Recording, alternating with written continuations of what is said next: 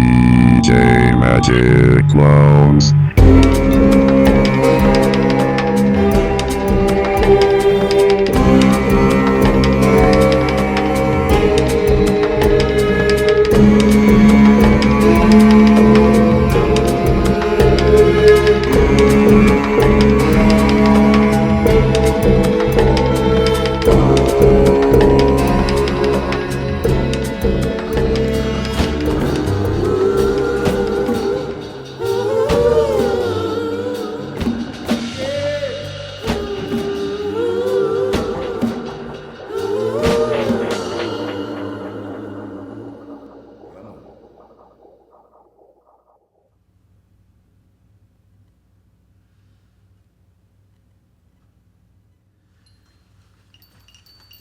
Greetings and blessings to one and all. Though I have gone by many names and wear many hats, I am DJ Magic Clowns, aka Seltzers, and welcome to the show. Let's see.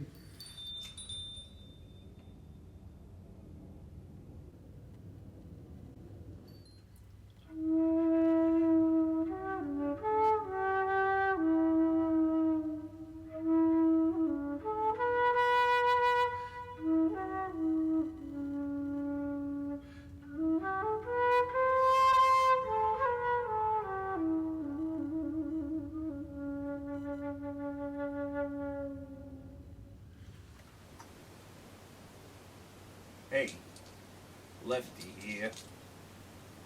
Maybe you noticed the ridiculous amount of reverb on the audio.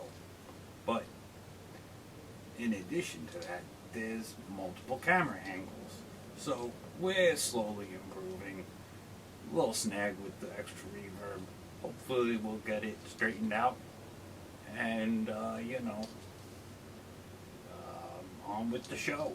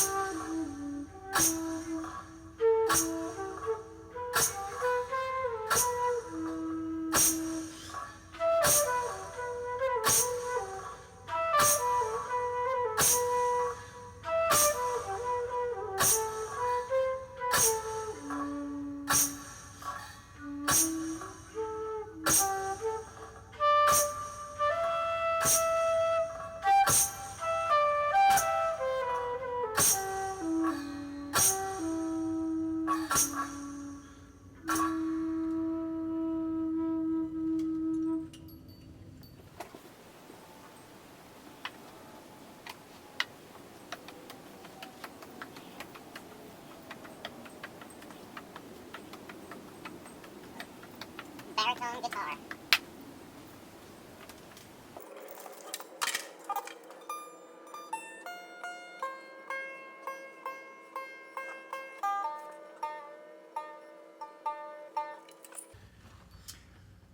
Alright, so we're going to look at a baritone guitar.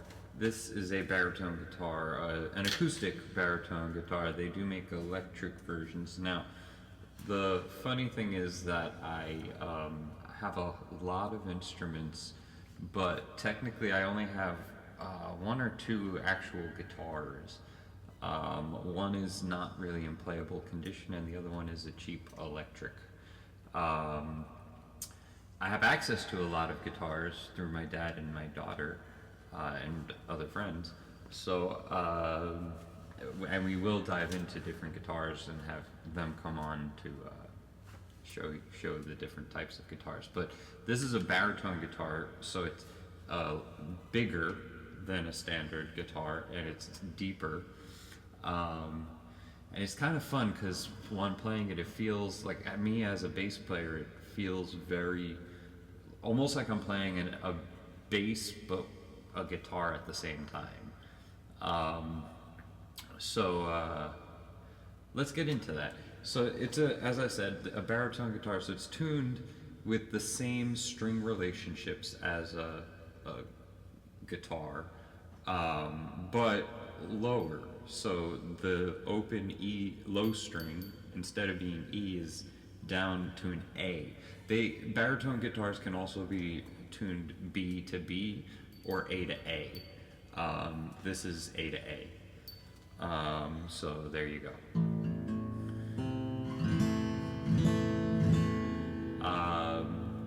And that A, by the way, is the A string on a bass. So that's why it's just missing a handful of notes to bring it down lower to get to the full bass range.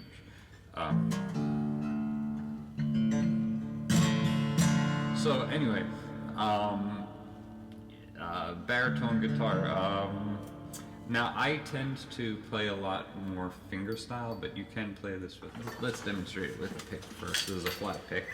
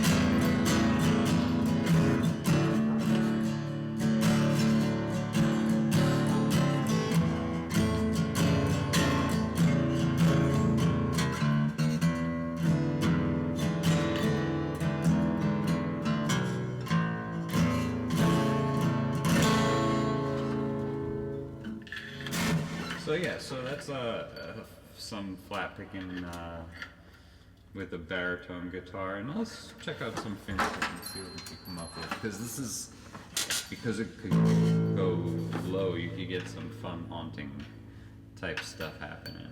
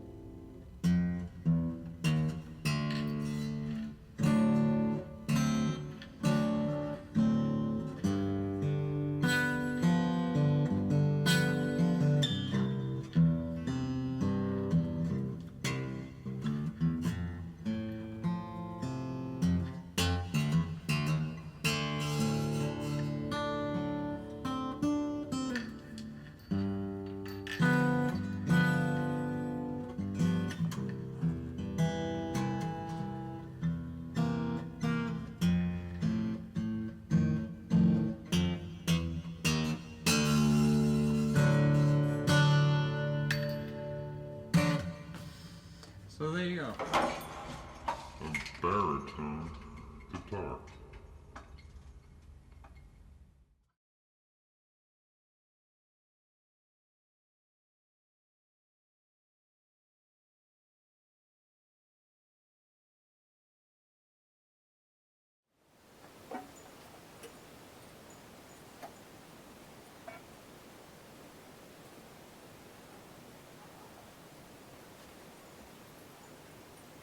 Octave banjola.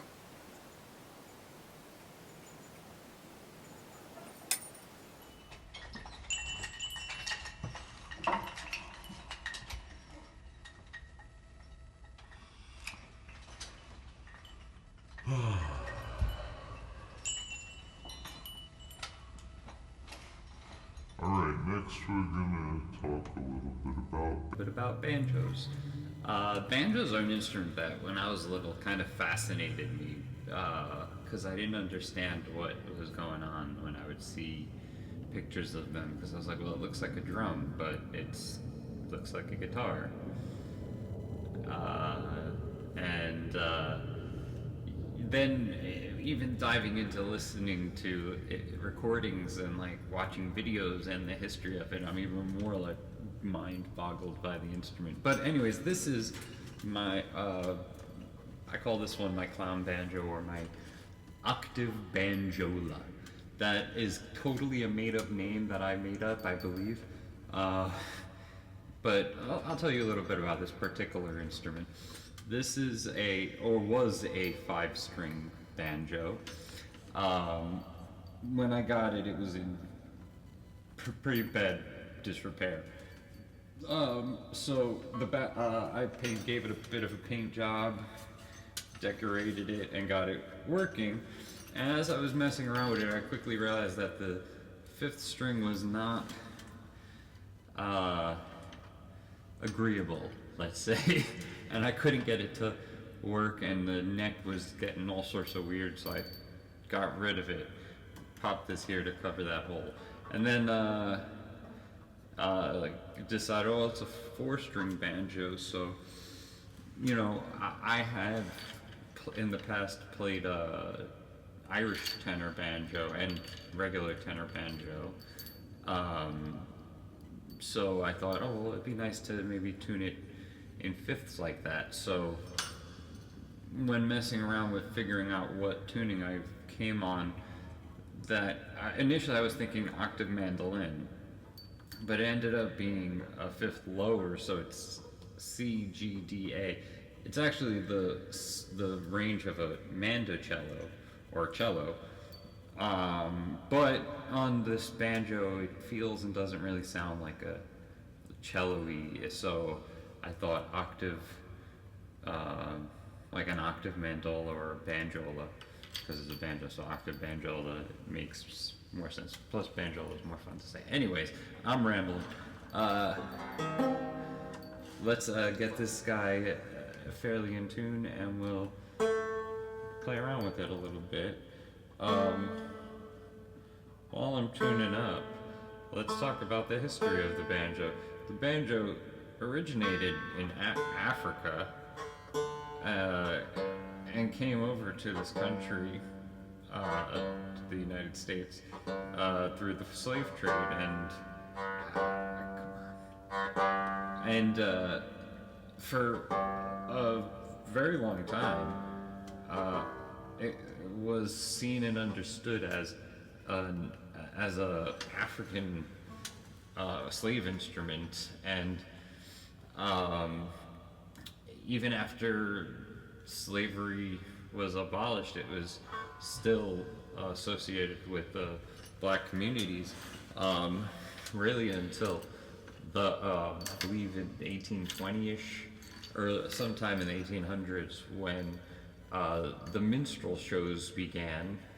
So unfortunately, on the one hand, very unfortunately, like horribly racist. How do I put it? So, in this sort of of evolution in our history that is very messy. The banjo comes out and emerges and weirdly gets associated with white American culture, even though that's not at all where it started. But anyways, banjo is a super, from my vantage point, super fun instrument to play. You can get all sorts of weird sounds to happen with it that are impossible from other string instruments. Also, because of the nature of the skin and the bridge and everything, kind of movable parts, like this is attached here. I can actually bend notes with my elbow sometimes. So, anyways, let's see.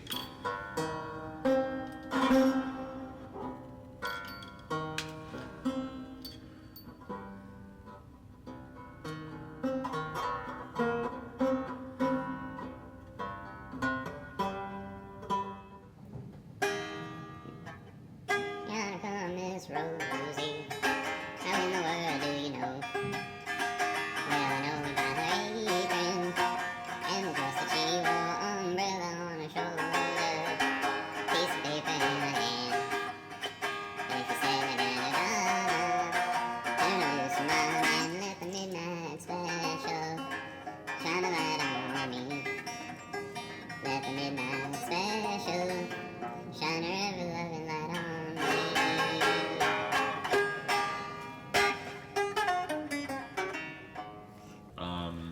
So the fun thing also about this, my dad, Rockaway Guitar Repair, he, that's not his name, but that is his business. His name is Hank. He, helped me, he defret a bunch of these frets so that up here it's all fretless, which is super fun.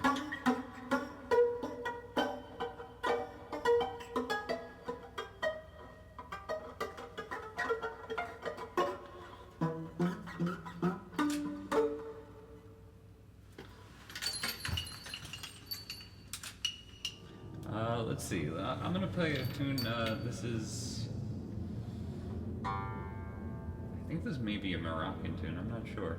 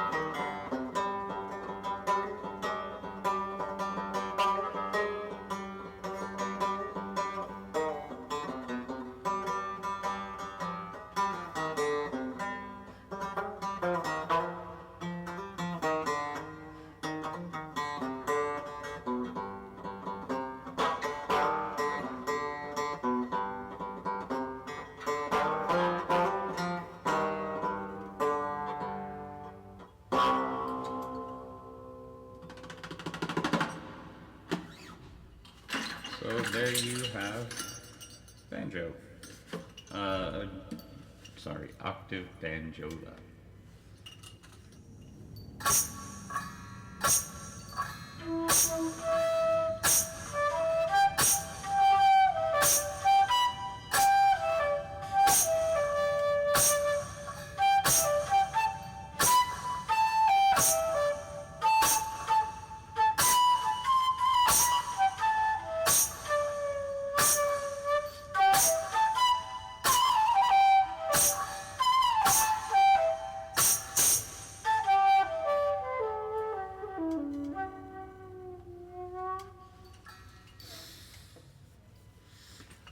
Quick bonus flute for the episode. This is it's called a melody flute. I was able to find a little bit of information on this. This I got many years ago. I think I was a teenager. Maybe my parents had gone like to like an antique shop or something, and happened upon this, and it was super cheap, so they brought it home for me.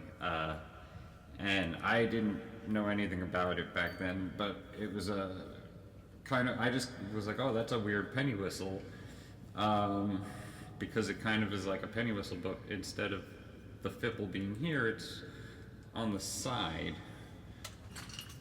right here, and so you blow in like that. So you know, so now I did a little research recently. It has inscribed on here, made by Melody Flutes, and so from what I gathered, Melody Flutes ran from about 1930 to around 1970, mid-70s maybe, and this one, I think based on everything I've read, I'm going to gauge that it was made somewhere between 1930 and 1950. But it was made as an introductory instrument into learning how to play the flute.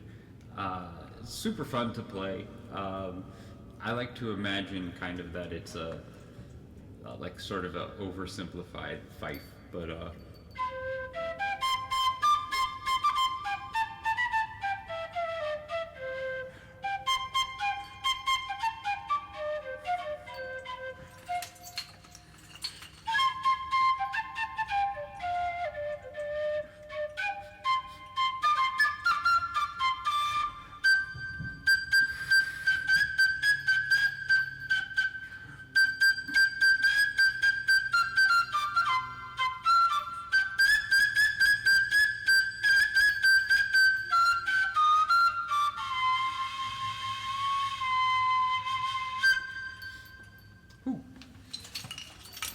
so there you have it, Melody Flute. Thank you for spending your time with us, and as always, please remember that those who spread hate and malice the most really do need our love. So, in the words of Fred Rogers, thank you for being you.